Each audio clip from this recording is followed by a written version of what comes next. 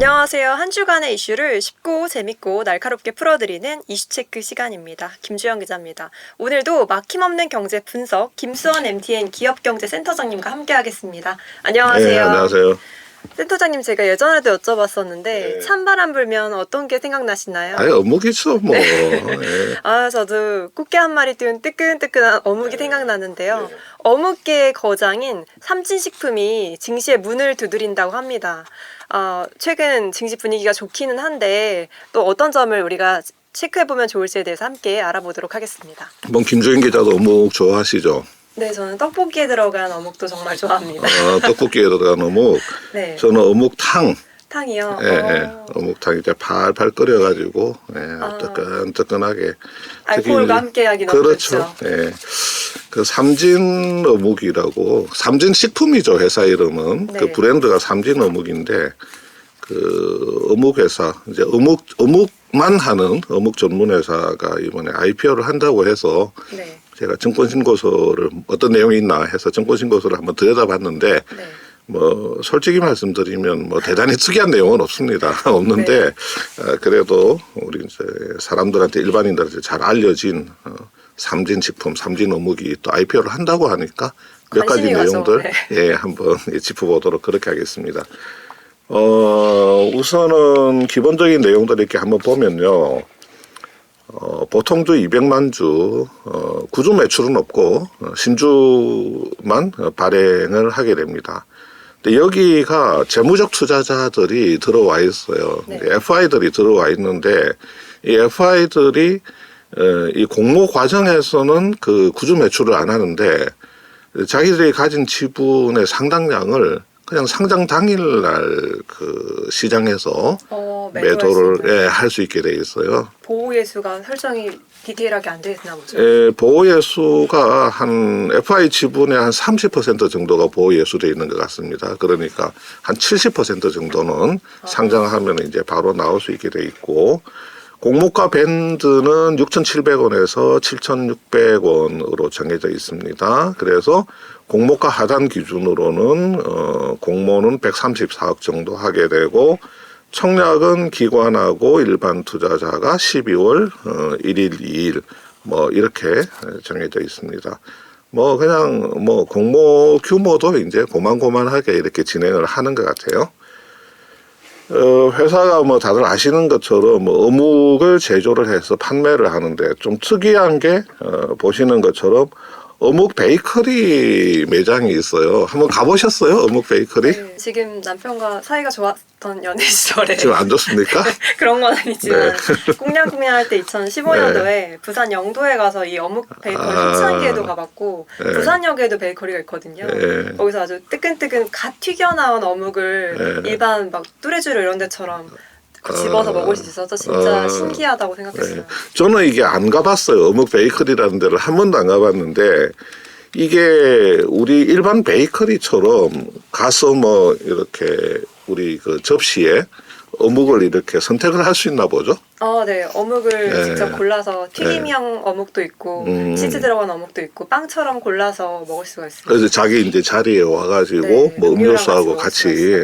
그럼 이거 그냥 베이커리네요? 글자 그대로. 베이커리죠. 네. 빵을 안 팔고 어묵을 파는 베이커리네요? 네. 이 베이커리를 기점으로 기존에는 삼진어묵이 좀 오래된 옛날 분들이 좋아하는 이미지였는데, 이때부터는 젊은 사람들이 좀 핫하게 갈 수 있는 곳으로 이미지를 변화한 것 같아요. 그럼 그 어묵은 그 어묵 베이커리에서 직접 자기들이 뭐 요리를 하거나 튀겨서 이렇게 내놓는 건가요? 네, 튀겨서 내어놓고 따끈따끈하겠네요. 바로 즉석에서 먹는 거나 마찬가지니까. 베이커리하고 여기 보면 뭐 일반 베이커리하고 카페가 뭐 결합된 형태다 이렇게 되어 있는데, 딱 이거네요. 그냥 베이커리하고 카페가 결합된 형태.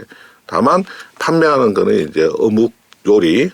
이게 2013년도에 삼진이 업계 최초로 뭐 신개념 어묵 매장 해서 이걸 선보였다 그러는데, 이 회사가 지금 창업 3세가 경영하고 있잖아요. 네. 그 아버지 창업 2세 아버지가 뭐 건강이 안 좋아지면서 이 아들이 미국에서 공부를 했어요. 회계학 공부를 해서 아마 제가 알기로는 그 공인 회계사로 알고 있거든요. 그래서 뉴욕 출신이라고 되어 있더라고요. 뉴욕에서 뭐 공부를 했다 그러는데, 그래서 이 창업 3세 아들이 이제 경영에 뛰어들면서 그 전에 그냥 전통적인 그 어묵 제조 판매에서 뭐 베이커리도 하고 뭐 새로운 변신을 많이 시도를 하면서 회사를 많이 성장시킨 것 같아요. 많이 대중화를 시키고. 그래서 보면 뭐 여러 가지 다양한 재료를 섞어서 만들어서 갓 튀겨져 나온 어묵을 맛볼 수 있다는 장점. 전국에 19개 매장인데 거의 대부분 백화점에 들어가 있는 것 같습니다. 네. 그래서 여기 증권신고서 내용으로는 백화점 식품관 내에서 뭐 매출 1, 2위를 다투고 있다. 뭐 이런 자랑도 이제 들어있네요.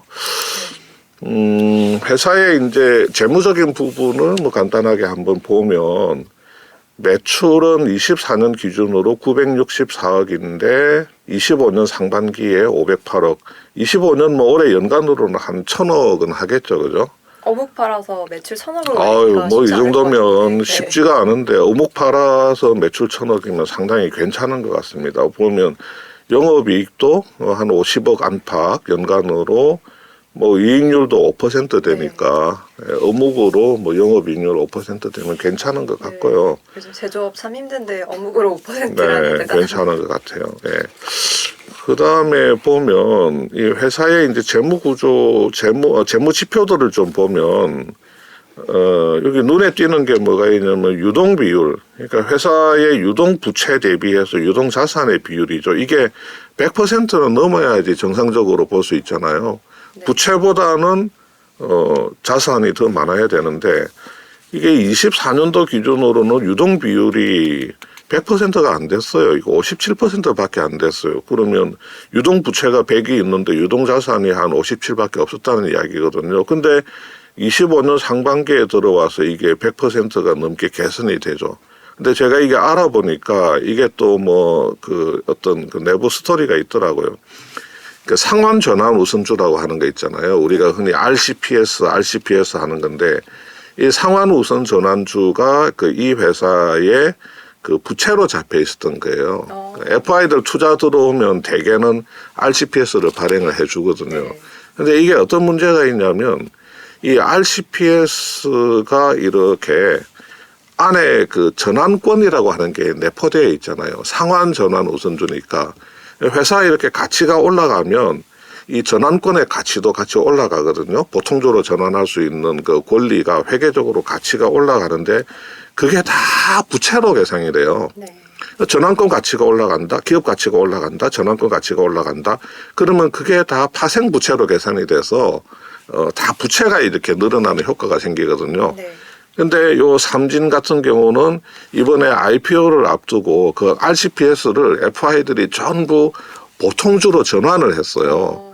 그러니까 부채로 잡혀있던 전환권이 보통주로 전환을 하면서 이게 전부 자본으로 바뀌게 된 거거든요. 그래서 올해 상반기에 부채 비율이 확 줄었군요. 맞습니다. 여기 부채 비율이 1200%에서 130%로 개선된 거. 요것도 이제 그 RCPS의 보통주 전환 효과, 유동 비율이 개선된 것도 마찬가지입니다. 뭐 차입금 의존도가 31%인데 한 20% 되면 뭐 훨씬 더 좋겠지만 그렇게 나쁜 수준은 아니다. 뭐 이렇게 볼 수가 있겠습니다. 자, 그 다음에 이제 공모가를 어떻게 산정했나 하는 걸 한번 살펴보면 25년 반기 순이익을 연으로 환산을 했어요. 곱하기 2를 했겠죠, 그죠? 반기에 뭐 그 순이익을 곱하기 2를 해서 연으로 환산을 하고 그 다음에 삼진하고 유사한 상장 기업들의 PR을 구했더니 19배, 19배. 그러면 이제 이 순이익에다가 이 19배를 곱하면 이제 곱해가지고 회사의 그 발행 주식 수를 이렇게 나눠주게 되면 주당 평가액이 한 1,300원 정도 나온 거예요. 근데 여기 이제 할인을 해야 되죠, 그죠? 주당 평가액 1,300원에 할인을 26%에서 34%까지 할인을 넣으니까 지금 공모가가 6,700원에서 7,600원까지 지금 이렇게 나와 있는 상황입니다. 네. 이 PER은 어떻게 해서 19배가 됐을까요? PER 19배. 요게 이제 보시는 것처럼 이제 비교 기업, 지금 이제 상장되어 있는 비교 기업이 있잖아요. 이 기업들을 요거 세 개를 선정을 한 겁니다. CJ 시푸드, 한성기업, 사조 시푸드. 그 김주영 기자도 증권신고서 많이 보셔서 아시겠지만 그 IPO를 할 때는 상장되어 있는 비교 기업을 선정을 하잖아요. 근데 정말 택도가 아닌 뭐 이상한 게 아니고 굉장히 뭐 좋은 그 글로벌 기업들을 그냥 자기네 그 유사 기업으로 끌고 와가지고 그 밸류에이션을 막 튀겨가지고 상장하는 회사들이 있잖아요. 네, 올려치기가 되게 심한 기업들이. 네, 막 부풀려가지고. 그런데 지금 삼진 같은 경우는 보면 뭐 CJ 시푸드, 한성도 이제 어묵 제품 많이 만드는 회사 같고요.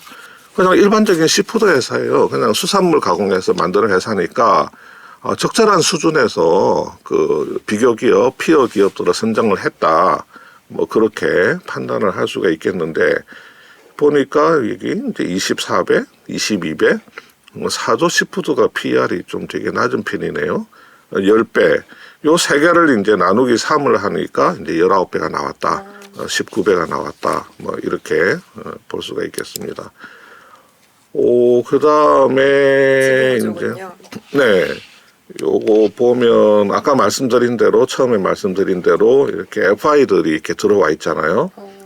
사모투자 합자회사 요거는 이제 프라이빗 에쿼티 펀드죠. PF가 들어와 있는 거고 나머지는 이제 투자조합들 주로 이제 VC들이 이렇게 들어와 있습니다. 최대주주 지분율이 높네요. 대표이사가 박용준 씨고. 네, 박용준이 이게 3세겠죠. 지금 대표 맡고 있고 여기 박성호 씨가 아마 아버지 같습니다. 이분이 동생이라고 하더라고요. 아, 동생인가요? 네. 아, 그런가요? 그러면 이 윗대 지분들이 이렇게 다 이렇게 증여나 뭐 상속 형태로 다 넘어갔군요. 아, 이분이 동생이군요. 그렇게 돼 있고 나머지는 이제 FI들이 이렇게 지분을 가지고 있는데 자, 제가 이거 하나 말씀드릴게요. 뭐 크게 중요한 내용은 아닌데 증권신고서에 보면 이런 내용이 있습니다. 최대 주주가 FI들이 회사에 투자를 하게 되면 최대 주주 쪽하고 일반적으로 주주 간 계약을 맺거든요. 네. 그러니까 삼진도 비상장 시절에 그 FI들 투자를 받았거든요. 그러면 이 FI들하고 최대 주주 쪽이 주주 간 계약을 맺습니다. 뭐 대체로 보면 뭐 언제까지 상장하겠다.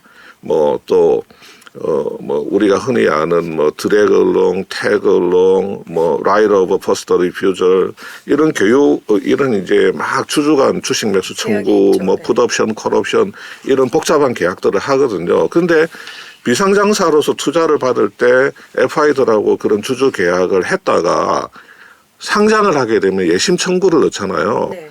그래서에서 이런 복잡한 주주 간 계약을 싫어합니다. 이런 주주 간 계약이 일반 투자자들한테 미칠 수 있는 영향, 기업 가치에 미칠 수 있는 영향들이 있기 때문에 그래서에서 이런 부분들을 굉장히 깐깐하게 봐요. 그래서 기업들도 그 증권사 IB들도 그런 걸 알기 때문에 IPO를 하는 과정에서 그런 주주 간 계약을 거의 다 해소를 합니다. 다 깔끔하게 털어내요. 네. 설령 그거를 해소를 못한다고 하더라도 예심을 받는 단계에서 그런 조항들이 있다는 것을 다 거래소하고 감독원에 신고를 합니다. 그거를 안 했다가 문제가 된 게 어디다? 하이브. 네, 하이브, 방시혁. 하이브가 IPO를 할 때 방시혁 의장이 그 FI들하고 상장 차익을 쉐어하기로 하는 주주 간 계약이 있었던 부분, 뭐 또 콜옵션이 있었던 부분 이런 부분들을 거래소나 감독원에 신고를 안 했어요. 네. 거래소나 감독원에 신고를 안 하다 보니까 증권신고서에 담기지도 않았죠. 근데 그게 상장하고 나서 몇 년 뒤에 언론 매체를 통해서 알려지면서 결국은 엊그저께 또 방시혁 의장이 경찰에 가서 조사를 받았다고 나오더라고요. 근데 뭐 나중에 기소되면 어떻게 될지 모르겠지만 그러니까 지금 삼진 같은 회사도 우리가 주주 간 계약을 체결했더랬습니다. FI들이 들어올 때. 그런데 코스닥 상장 이후에 모든 계약을 종료하기로 하는 합의서를 9월 달에 체결했습니다. 그래서 상장 이후에 주주 간 계약이 회사 가치나 일반 투자자의 가치에 미치는 영향은 없습니다. 우리가 기존에 맺었던 주주 간 계약에는 이런 내용들이 있었더랬습니다. 라는 거를 공개를 하는 거예요.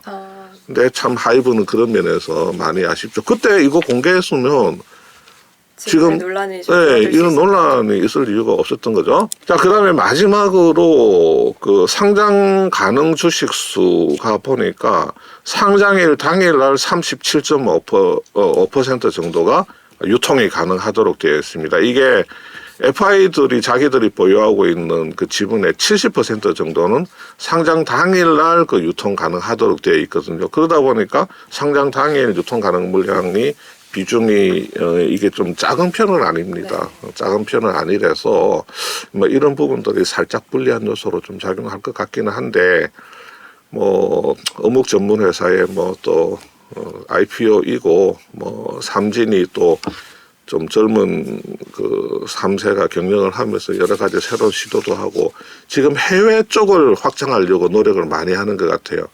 그래서 그 캐펙스 투자 늘리고 해외 쪽에 조금 요즘 그거 있잖아요. K푸드 해가지고 K푸드가 열기죠 요즘. 예, 뭐 외부에서 뭐 그 해외에서도 떡볶이집 뭐 네. 열어놓으면 외국인들 와가지고 많이 먹는다 그러더라고요. 네, 김밥 떡볶이가 정말 인기고요. 에이펙에서도 이 삼진 어묵이 푸드 전시에서 인기를 많이 아, 끌었다고 그래요. 합니다. 저도 이거 정권 신고서 보면서 머릿속에 뭐 이렇게 떡볶이 뭐 어묵, 우리는 이제 오뎅이라 그러죠. 네. 근데 김주영 기자가 그 오뎅 빌런으로 알려져 있잖아요. 떡볶이 먹을 때 아, 네. 제가 떡볶이에 떡은 안 먹고 어묵을 좀 골라 먹는 경향이 있는데요. 어묵만 네. 계속 골라면 나 그거 제일 싫어하거든요. 네. 어묵 빌런들 정말 네. 혐오하거든요. 저는 극혐하는데 네, 저희 우리 함께 같이 떡볶이 떡볶이는 안 하는 걸로. 먹는 일은 없도록 하죠. 예. 아, 네. 아, 오늘 미래의 식품 대장주가 될 수 있을지 주목이 되는 삼진식품의 IPO에 대해서 살펴보았는데요. 뭐 적정한 매출과 적정한 영업이익을 이루고 있고 또 PER은 동종 업계와 유사한 수준으로 정해졌다는 점 이런 점들을 살펴봤고 다만 상장 당일에 기관 투자자 매물이 보호 예수가 걸려있지 않아서 또 이렇게 많이 풀릴 수도 있지 않을까 이런 점도 살펴봐야 되지 않을까 종합적으로 알아보는 시간이었습니다. 네, 오늘도 막힘없는 분석 고맙습니다. 센터장님. 감사합니다.